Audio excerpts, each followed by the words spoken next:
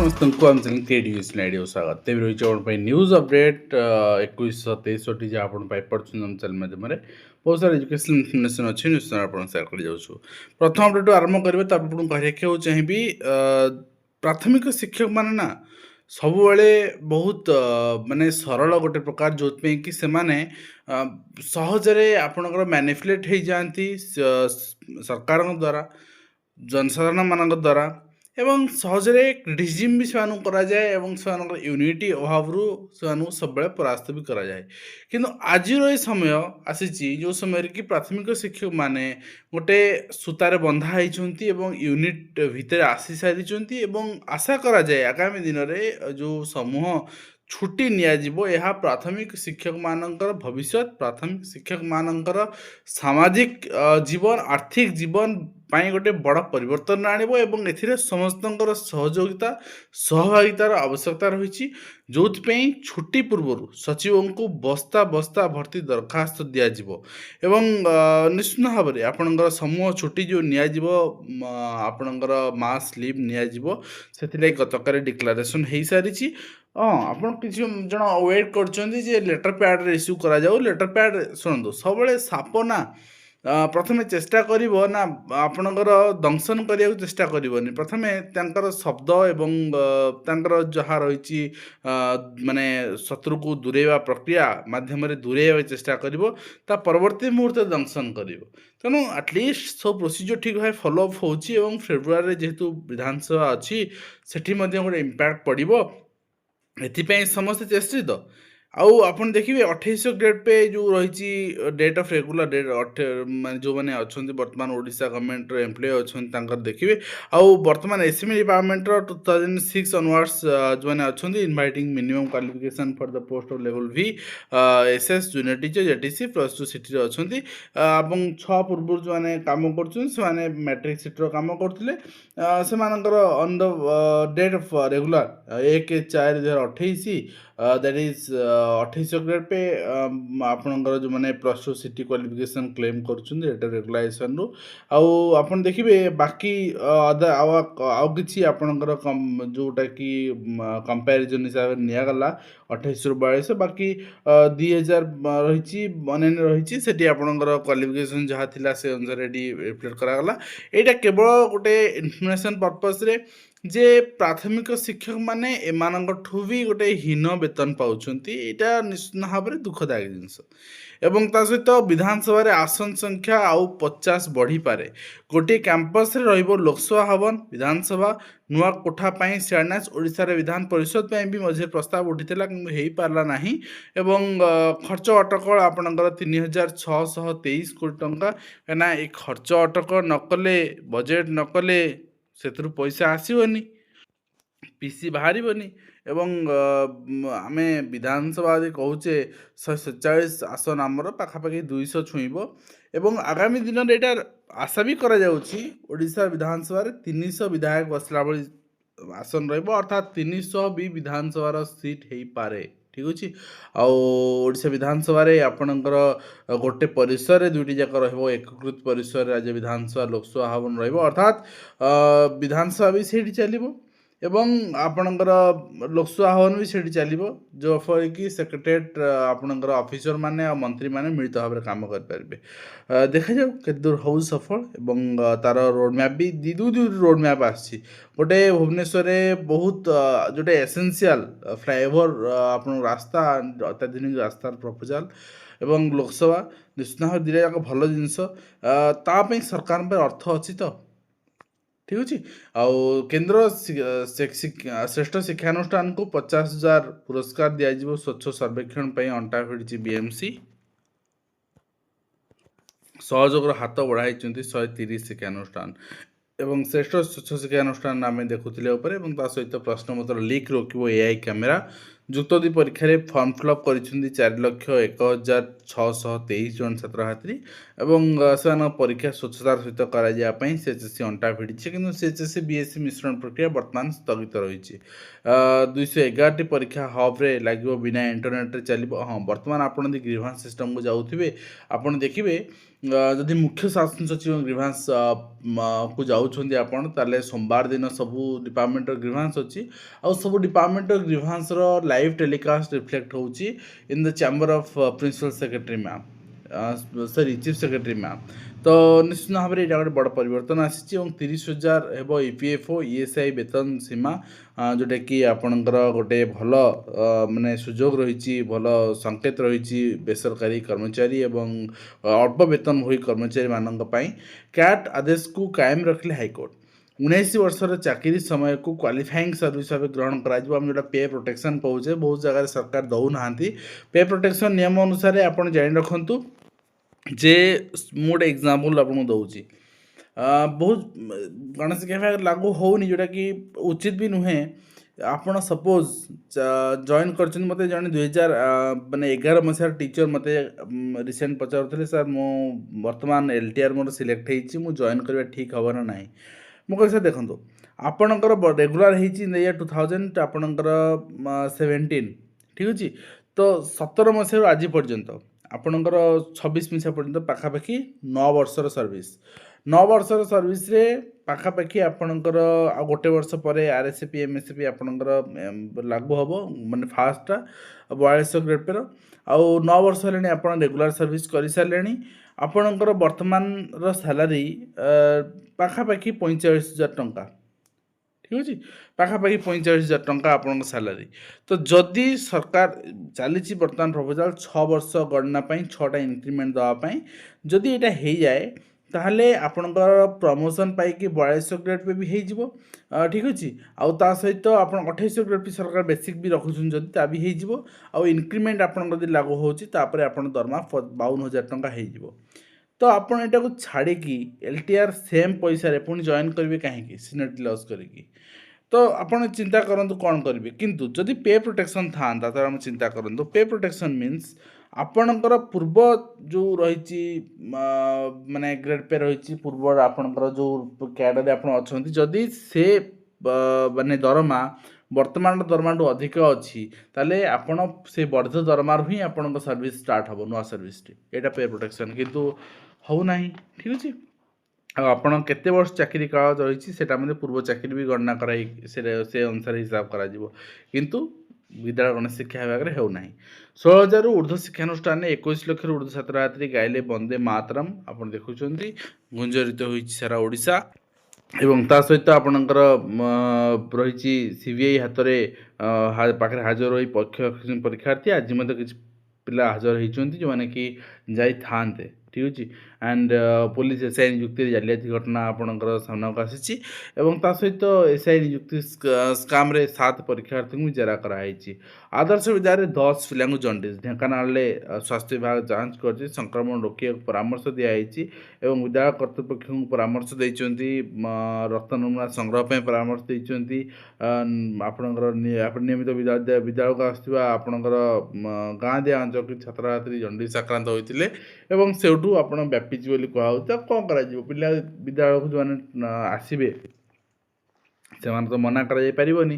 ଯଦି କେହି କୌଣସି ଡିଜିଜ୍ରେ ଆକ୍ରାନ୍ତ ହେଇଥିବ, ସେ ଯଦି ଜଣାଉଛି ତାହେଲେ ଆମେ ତାକୁ ମନା କରିପାରିବା। ଅଦରୱାଇଜ୍ ଯଦି ଜଣା ପଡ଼ିଯିବ ତାହେଲେ ମନା କରିପାରିବା, ନହେଲେ ତ ମନା କରିପାରିବାନି।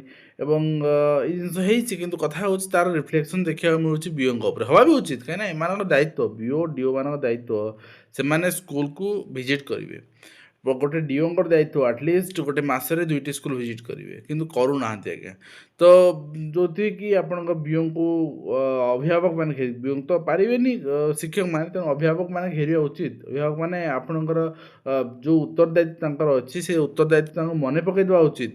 କାହିଁକି ନିୟମିତ ବ୍ୟବଧାନରେ ସ୍କୁଲ ପରିଦର୍ଶନ କରାଯାଉନି? ସ୍କୁଲରେ ଆପଣଙ୍କର ଯେଉଁ ଟଏଲେଟ୍ ଭିତର ଚିତ୍ରକୁ ନେଇ ସ୍ଥିତି ଦେଖାଇ ଖୁବ୍ ଆପଣଙ୍କର ରାଗିଛନ୍ତି ଅଭିଭାବକମାନେ, ଆପଣ जहाँ चित्र देखुंट एवं किंतु कथा होची एठी सिना आपण अभिभावक माने बीओंग उपरे माने रुबाब देखि पळे आसिले बीओ महाशय सांग सांग आपणकर स्कूल कर्तृपक्ष उपर रुबाब देखेबे तेणु कथा होची तेणु निज दायित्वरू केही न ओहरिबा दरकार ता सहित विद्यालय गणशिक्षा विभाग पक्षर सोमवार जनशुणाणी कार्यक्रम अनुष्ठित होईची विभागीय कमिशनर सचिव एन थिरुमाला नायक समस्त अभियोग शुणाणी कर अग्राधिकार भित्तिर समाधान करने विभाग अधिकारी निर्देश देते एवं आपन चित्र देखुं स्कूल अधारू पिला बाहर को जीवारू कारण दर्शा नोटिस जारी कराई पाठपढ़ा चलता पिला अधारू हाता बाहर चली जा दशरथी उच्च विद्यालय कर्तृपक्ष को महंगा पड़ी तो बहुत जगह जिनस हो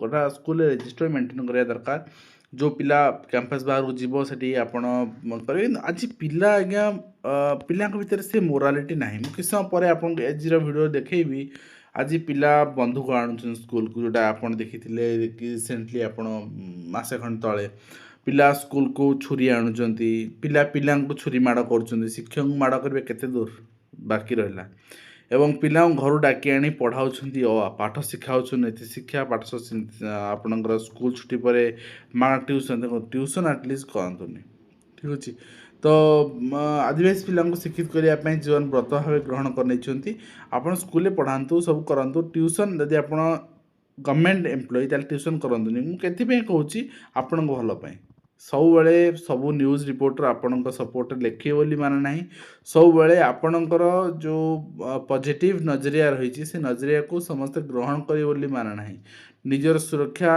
निज हाथ में आज्ञा रक्षा करंतु तापरे आपण पढ़ातु समाज सेवा करंतु माना नहीं नेक्स्ट होइछि OAW AI से आशय विक्षोभ प्रदर्शन देखा मिली कनिष्ठ जंत्री आशय माने एवं ता सहित आदर्श विद्यालय 10 रु अधिक छात्रार्थी कामला आक्रांत होती ढेंकानाल चित्र आम देखुले पठाण सामंत गणित मेधावृत्ति एडमिट कार्ड 21 रु मिल आप डाउनलोड करेंगे रणक्षेत्र पाल्टा विद्यालय परिसर स्कूल भितर पशि 2 छात्रों को हाणिले अणछात्र तो देखो स्कूल भितर चित्र देखा मिलूँ अर्थात आपणकर किसी अणछात्र 2 छात्रों को हाणी गुरुतर कर स्थानीय फुलटा स्थित नारायण उच्च विद्यालय आज चित्र देखा मिली आहत छात्र तो होती 10म श्रेणी ओम मंडल और 8म श्रेणी रामकृष्ण प्रधान तो सूचना अनुसार स्कूल 10म श्रेणी छात्र सहपाठी सह बसा होता एथिरे उत्क्षिप्त हो छात्र मैंने विद्यालय निकटस्थ एक साहिर किसी असामाजिक व्यक्ति को जनाया पर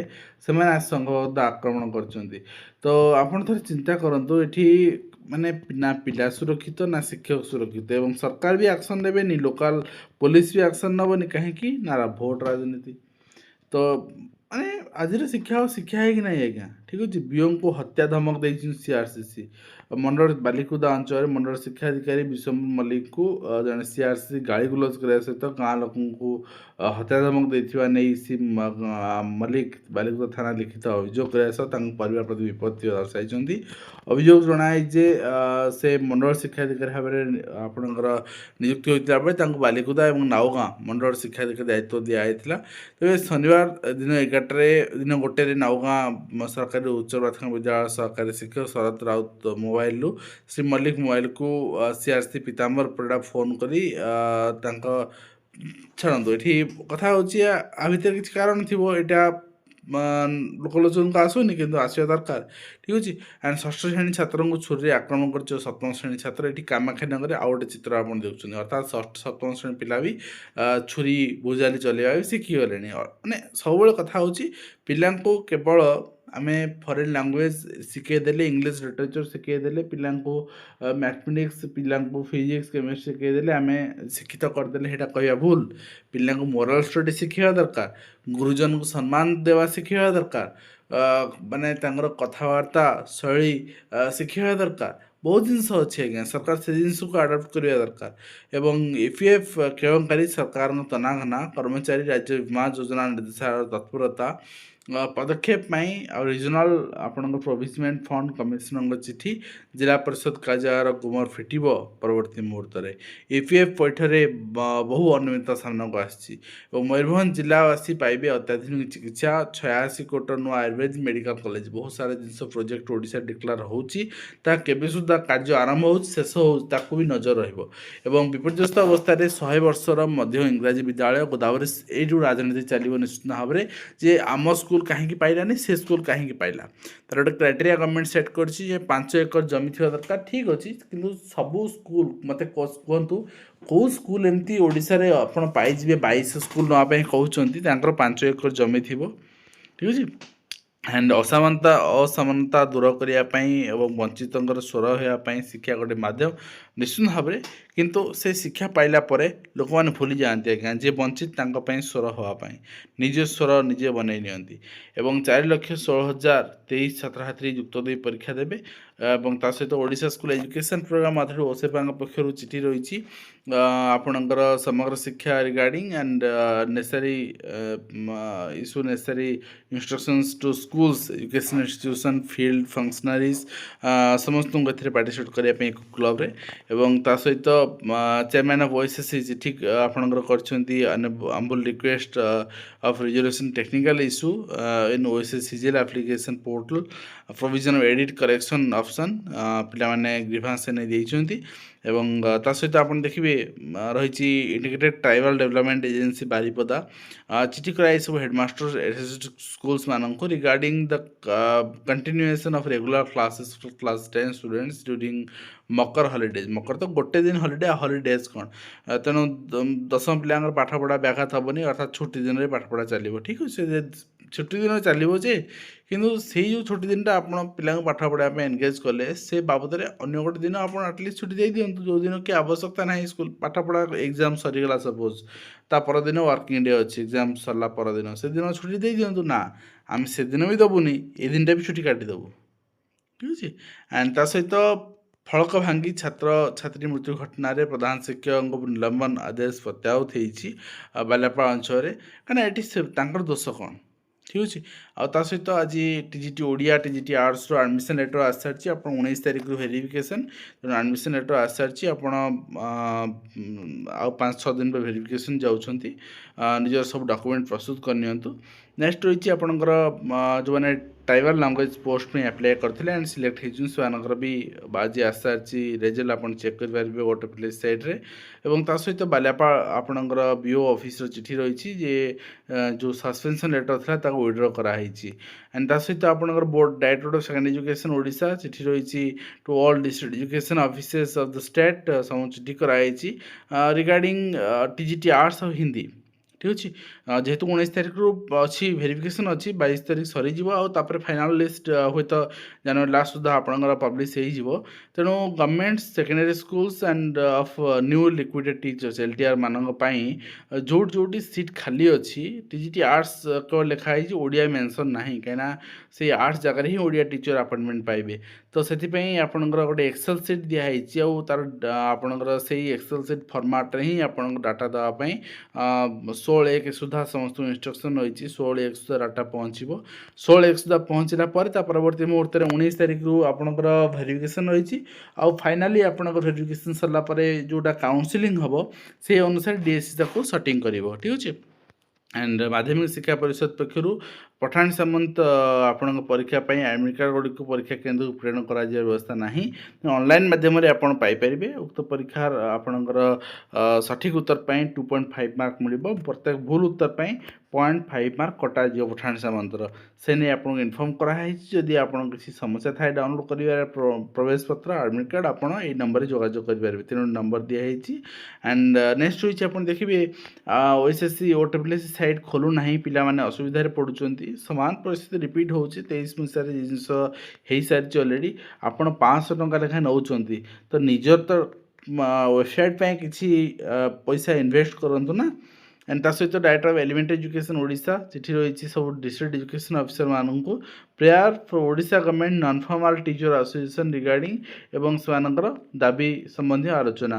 ତା ସହିତ ଦୁଇଜଣିଆ ଜଜ୍ମାନଙ୍କର ଗୋଟେ ବେଞ୍ଚ ଡେଲିଭର କରିଛନ୍ତି ଗୋଟେ ଭର୍ଡିକ୍ଟ ଯେଉଁଟାକି ସେକ୍ସନ୍ 17A ଅନୁସାରେ ପ୍ରିଭେନ୍ସନ୍ ଅଫ୍ କରପ୍ସନ୍ ଆକ୍ଟ ଆପଣଙ୍କର ଇନସର୍ଟେଡ୍ ବାय ଦ 2018 amendment which mandates that there should be a prior sanction from the government to launch an investigation against a public servant under the act। ঠিক ଅଛି and ତା ସହିତ chips packet ଖୋଲି ଖେଳଣାରେ ବିସ୍ଫୋରଣ ହେଇଛି ତୃତୀୟ ଶ୍ରେଣୀ ଛାତ୍ର ଆଖି ନଷ୍ଟ।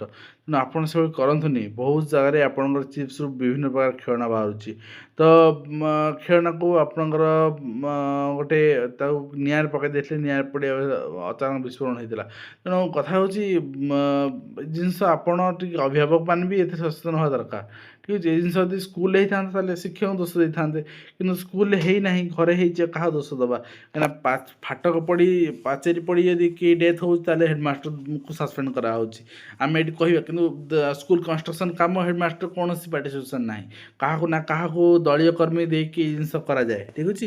ତ ଆଜିର ଯାହା ଯାହା ଅପଡ଼େଟ୍ ଥିଲା ଆମେ ଆଲୋଚନା କଲେ। ଆଶା କরি ଭିଡ଼ିଓ ଆଦରେ କମ୍ପ୍ଲିଟ୍ ଦେଇପାରିଛି ହେଲ୍ପଫୁଲ୍। ଦେଖାଉ ନେକ୍ସଟ କିନ୍ତୁ